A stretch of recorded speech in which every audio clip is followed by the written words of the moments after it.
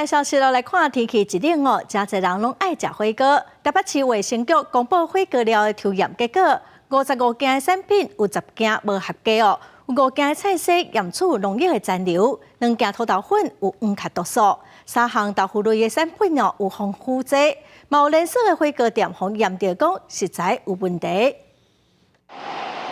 就是这间位伫台北市信义区松寿路的新店麻辣锅，和卫生局抽检发现，店内提供的火锅料豆腐防腐剂苯甲酸超标，业者也无法度交代来源，所以除了向要求将违规产品移除回收，也对业者开罚3万的罚款。 豆腐的2件有因为无法提供来源的凭证，所以我们3件的豆腐产品都依食安法第47条第9、第11款的规定，处新台币3万元的罚款。为了维护民众食火锅卫生安全，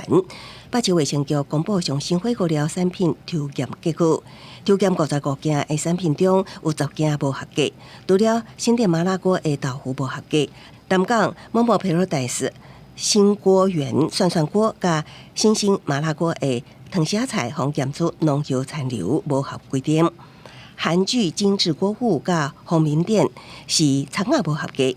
天辣麻辣火锅甲百事家公司是土豆粉，互验出黄曲毒素超标。我们的豆腐里面有苯甲酸超标的话，就担心民众吃到的话，它会有肠胃道的不适，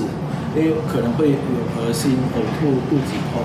卫生局强调，所有违规产品已经要求业者移除，袂当卖。经过调查，产品来源拢是外县市，已经邀请所辖县市卫生局办理。违反农药残留的部分，会依食安法处6万到2亿的罚款。记者综合报道。